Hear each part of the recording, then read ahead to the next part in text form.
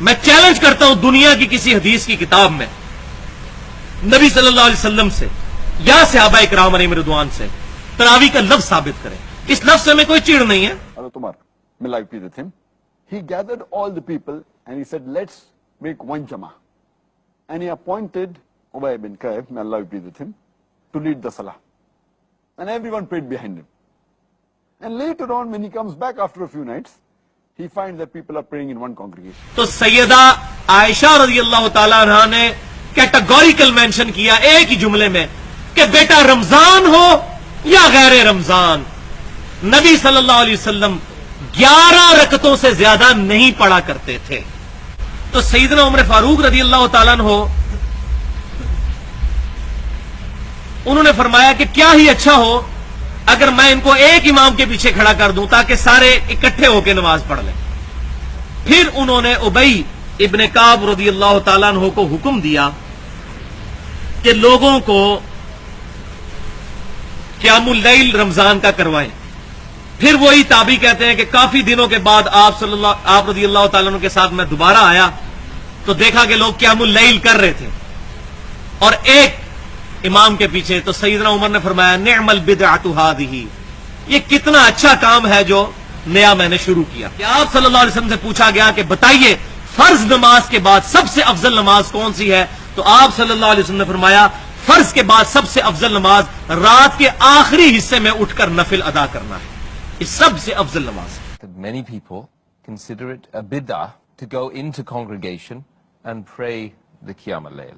And this started in the Khalifat of Umar radiallahu anhu, may Allah be pleased with him. حضور نے تراویح کی نماز یا قیام اللیل نہ اسے فرض قرار دیا، نہ اس کے بعد جماعت کوئی اہتمام کیا مستقل. صرف 3 راتیں آپ نے جماعت کروائی ہے، اس میں 8 رکعتیں آپ نے پڑھی ہیں کہ جو آپ کا معمول تھا تہجد کا وہ پڑھی، اور تہجد کے وقت ہی جماعت کرائیے. یہ ہے وہ حدیث. اس کے علاوہ کسی نماز تراویح جو ہے جو ہم پڑھتے ہیں 20 رکعتیں عشاء کے ساتھ متصل، اس کا کوئی ذکر نہ دور نبوی میں ہے نہ دور صدیق اکبر میں ہے. یہ دور حضرت عمر کی خلافت میں ہوا ہے.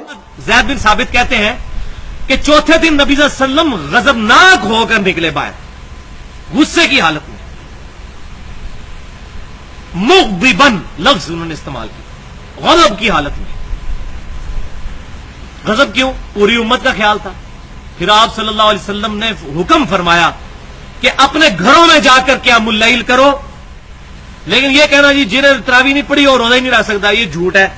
یہ تو میرا خیال ہے مولویوں نے چندہ اکٹھا کرنے کے لیے شاید یہ بات مشہور. صدیوں بعد نہ اللہ کے رسول نے یہ لفظ بولا، نہ صحابہ نے بولا، بعد میں یہ نام بول دیا گیا صلاۃ التراویح، تراویح کی نماز. لوگ شبہ میں پڑ گئے کہ یہ شاید کوئی الگ نماز ہے.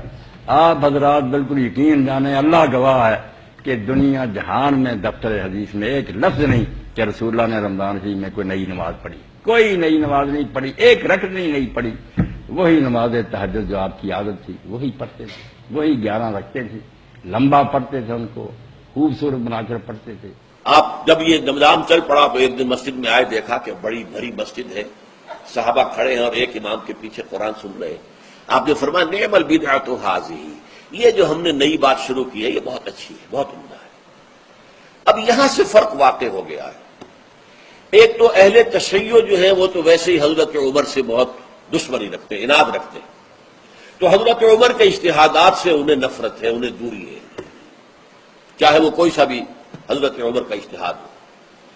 ہمارے ہاں اہل حدیث حضرات بھی در حقیقت حضرت عمر یا کسی اور خلیفہ راشد کے فعل کو وہ سمجھتے ہیں کہ یہ ایگزیکٹو آرڈرز ہیں، یہ ہمیشہ کے لیے نہیں ہے. حضرت عمر نے اپنے دور میں نظام قائم کیا، ان کے دور کے لیے ٹھیک تھا، یہ ہمیشہ کے لیے نہیں. ہمیشہ کے لیے وہ 8 ہی رکعتوں کے قائل ہیں، وہ تہجد والے. تو بہتر ہے کہ میں تمہیں ایک امام پر اکٹھا کروں.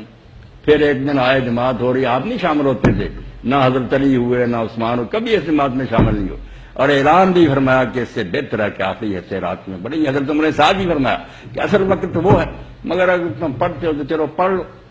تو یہ بعد میں پھر جب نام تراویح ہو گیا نا تو لوگوں نے 2 نمازیں پھر بنا دی. تہجد الگ ہے، تراویح. کہ بخاری اور مسلم کی متفق علیہ حدیث ہے وہ جو حدیث میں نے بیان کی تھی کہ حضرت ابو ہریرہ رضی اللہ تعالیٰ عنہ کہتے ہیں کہ نبی صلی اللہ علیہ وسلم کے مبارک زمانے میں اسی طرح ان اٹینڈنٹ معاملہ رہا، پھر سیدنا ابوبکر کے زمانے میں بھی لوگ اپنی اپنی پڑھتے تھے قیام اللیل، پھر سیدنا عمر کے شروع کے دور میں بھی، اور پھر بعد میں سیدنا عمر نے یہ معاملہ شروع کیا. اپنی طرف سے جعلی ایک تصدیق بنائی ہے، کہیں اللہ کے رسول نے نہیں بنائی، وہ پڑھ کر نہ پھر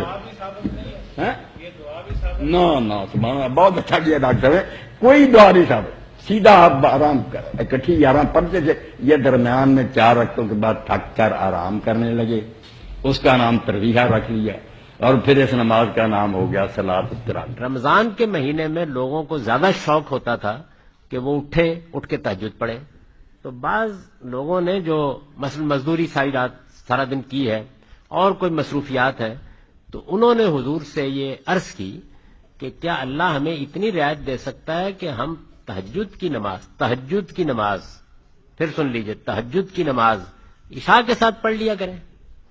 تو آپ نے فرمایا پڑھ سکتے. اب رمضان شریف کے روزوں کے علاوہ اتنے روزے اللہ کے رسول علیہ السلام نے سارا سال رکھے ہیں نا، ہر سوموار اور جمعرات کا، یہ واجب کے قریب ہی سمجھ چھوڑے ہی، مگر کوئی مولوی نہیں رکھتا. وہاں نہیں سنت یاد آتی کیونکہ روزے سے تکلیف ہوتی ہے، نماز کی سنتوں کا جھگڑا شروع رکھتے ہیں. نماز تراویح سرے سے کوئی نماز ہی نہیں ہے ہی نہیں. کیا مطلب؟ سرے سے کوئی نماز ہی نہیں ہے. جب آپ بوجھ محسوس کریں نا، میری آپ سب سے الٹا کہ خدا کے لیے فرضوں کو سنوار کر اس وقت پڑھ لے، ان کو بھول جائیں. اگر آپ 17 رکعت کی فکر میں ہوں گے پہاڑ ہمالیہ سر کرنا، تو کیا شوق سے پڑھیں گے؟ 4 رکعت پڑھ لیں بس، کوئی شے نہیں. وہ اچھے طریقے موقع ہو، دل حاضر ہو، شوق ہو، ساری رات جاگے بوجھ محسوس کر کے آپ تراویح پڑھیں گے، نیند آ رہی، سر ادھر جھکتا ادھر جھکتا. لوگ دیکھتے ہیں کہ جب امام رکوع میں جائے گا اس وقت کیا ہے یار، 4 فرض پڑھیں، سنت پڑھیں 2، اور جا کر سو جائیں، کھانا ہضم کریں، نیند پوری، اور صبح اٹھیں، مسواک کریں، غسل کریں، خوشبو لگائیں، تہجد کے نفل پڑھیں. آپ یقین جانیں دیکھیں گے کہ اس تراویح سے 1000 گنا زیادہ نور دل میں پڑے. وہ وقت ہے جب شیطان بھی سویا ہوا ہوتا ہے، اس وقت لوگ جاگتے نہیں. رسول اللہ وہ پڑھتے تھے، حضرت عمر پڑھتے تھے، علی عثمان پہ ایک خلیفہ بھی اس نماز میں شامل نہیں ہوا. حضرت عمر نے فرمایا بلاتی تنامون عنہا افضل من التی تقوم، اور یہ پہلے وقت جو تم پڑھتے ہو اس سے وہ نماز 1000 درجہ افضل ہے جس وقت تم سوئے رہتے ہو. تو نماز تہجد تھی جس کا بیڑا غرق ہوا. غامدی بیچارہ جس سلسلے میں ٹھیک چلاتا ہے کہ اب کسی مولوی کو بھی یہ پتہ نہیں رہا کہ یہ تہجد ہے جو ہم پڑھ رہے ہیں، یہ کوئی نئی نماز نہیں ہے، مگر اس کے عادی ہو گئے.